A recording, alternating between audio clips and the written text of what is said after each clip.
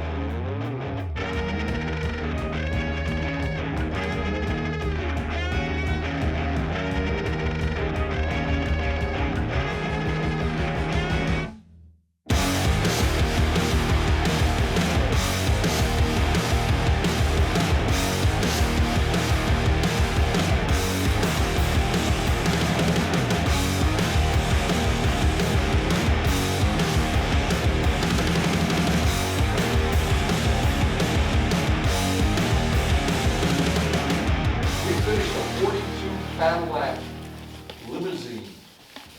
Really? Unbelievable, beautiful car. And it was one of very few that was produced right before they stopped production for the war. And it was the president of the National Cadillac Club that owned it. Really? And we did the car for him. This guy was thrilled. He took us all out for a big lunch when it was done. Nice. Yeah. I worked on a lot of cars down there. I did some really neat jobs. You know, things that Dave had me do. I used to do all the pattern work for carpets and stuff like that. I like doing that. And I did the carpets and the door panels, because the carpets were actually the door panels were actually carpet too. And I did all that. Dave did the binding, he stitched everything, but I couldn't run his freaking sewing machine because he was left-handed. Everything was left-handed. You'd have been great down there, Matt. Yeah. All his equipment was set up for a left-handed guy. Perfect. Could have stepped right in and learned the trade. He had a big drawer full of scissors. All left-handed. No, left and right. So you open the drawer, if you wanted, if I wanted a pair of scissors, I had to go through them. So one day I go, fuck you. I pulled out all the right-handed scissors and I painted the handles red. All right, so I got that paint sprayed, and I've actually been doing a little bit of wet sanding here to knock down some of the rough texture. I'll be completely honest, I've said it before, I'm a total ridiculous amateur with painting. I feel like I'm starting to get the hang a little bit of like single stage urethane, maybe some base coat, clear coat a little bit. But lacquer I'm finding, especially when I'm spraying like old, it's not super old, but this lacquer is, vintage and different brand that I sprayed before, and I was having some problems with my guns. I found out it was my gun setup and my mixing ratios weren't real friendly for what I was doing. I also had, I probably threw it in the trash, but my regulator for my gun went bad partway through. So halfway through one of my coats, it started spitting on me because it was cutting off air pressure, and that was not good. So we had a bunch of crap that was in it, and it was just had a lot of texture. So started off with 800 grit wet. I got everything pretty much smooth now. Got all the major texture out of it. It's not perfect. There's little spots still. The whole thing is that I know people are gonna tell me how much I suck or whatever, but I'm just trying to do good enough because this car is going to be a work in progress. So if you look at the original paint that's on the car or the old respray, it's not great. I mean, the door's all wavy. I know it's hard, it might be hard to see on camera, but the paint job on this thing wasn't amazing to begin with. So anything I'm doing isn't going to be any worse or look any worse, I hope, than what's already there. So the idea is just to get it one color, so you're driving down the road, you don't have this splotchy kind of mess, and it'll hopefully all blend in. So I sprayed all that. I'm going to probably go to 1,000 grit or 1,500 now and get it pretty darn smooth. Then we'll probably install the windshield seal and the windshield, and then I can always, once the car is all totally done, do a final kind of like wet sand. But I'm going to take it, I don't know, maybe I'll even go to 2,000 grit. And then we'll do a kind of a light buff at the very end when the car's done. But I got a bunch of spots to still do. So the goal for this video at least is to get this shined up pretty good and get the windshield installed. That would be like huge because we actually start driving it if we get some seats in it. So that is the key. So I'm going to keep doing sanding and try and get all this stuff smoothed out and ready to be polished.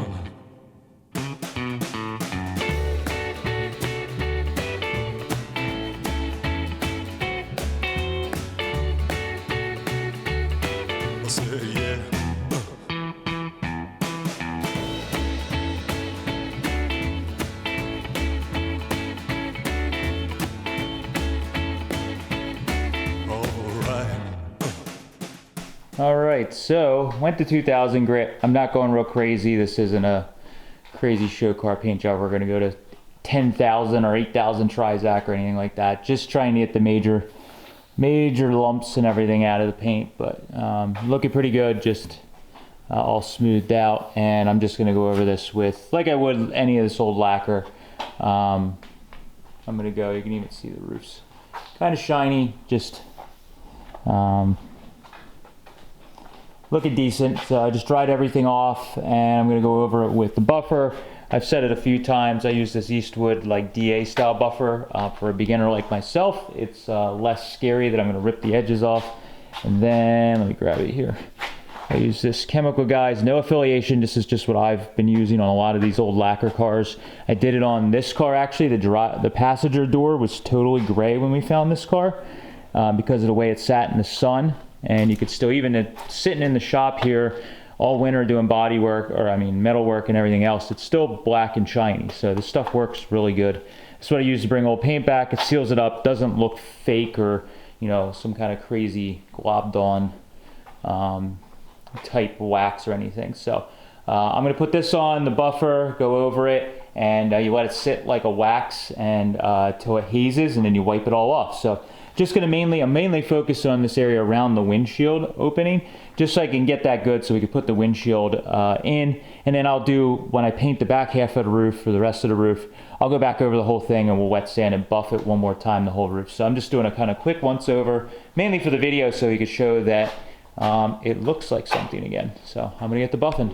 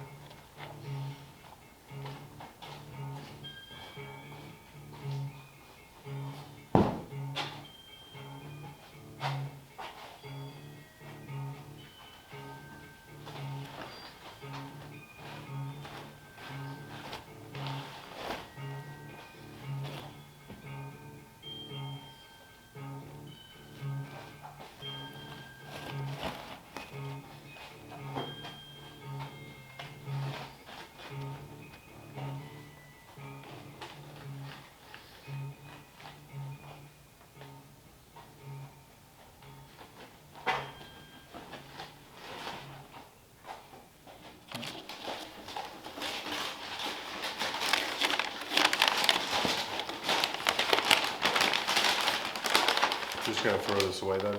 Yeah. Okay.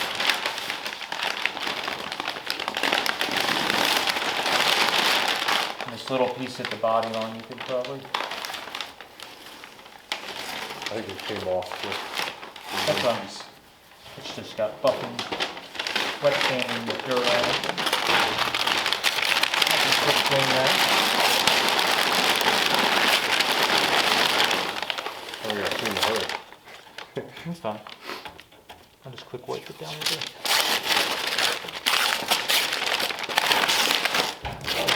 The not good microfiber.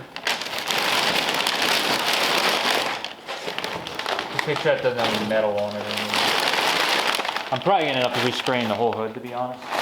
Yeah, kind of hard to patch in those little. I'm not good enough. You want me to wipe it, spray it first, or just dust it off?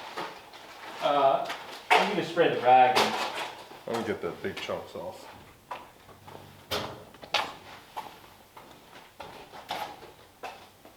at least that way you can kind of see the front. You can shoot more like this. Yeah. All right, so I did a quick buff just to get the shine back in. I definitely could have went more aggressive to get all the little tiny scratches. It is black, so black lacquer shows every little tiny imperfection and scratch. But honestly, overall, this looks just as good as anything else on the paint, on the car. As a reminder, kind of what I'm doing with this car is much like back in the day, guys would have customized their car, painted a little area or primed an area, and then kept driving it, and that's what we're kind of doing. So I'm working on little sections here. This was kind of a test to do to practice the process of not really doing the body work. I've done body work before, but spraying this old lacquer, and it definitely is a steep learning curve with this. I was changing tips on the gun to larger tips to try and get it to flow out a little better, and I think it still could have a little more. And I was going to try and blend this black lacquer into the original black lacquer. There's a section, it's maybe like, I don't know, 20 inches by 12 inches that I didn't sand the paint off of, and I was going to try and blend in it, but it's not really going to be possible.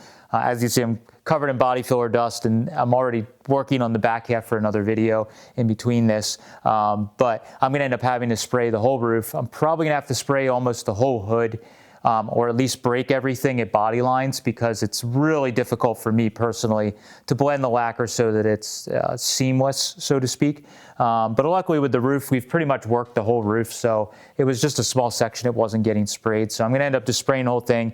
At least I can melt the same lacquer into this. It should be a little bit easier to do that because the colors will all match and everything like that, and I can wet sand everything together. So, but overall, needed this small victory with doing all the metal work and easing myself into the body work and paint stuff. This was a nice kind of easy section to take care of.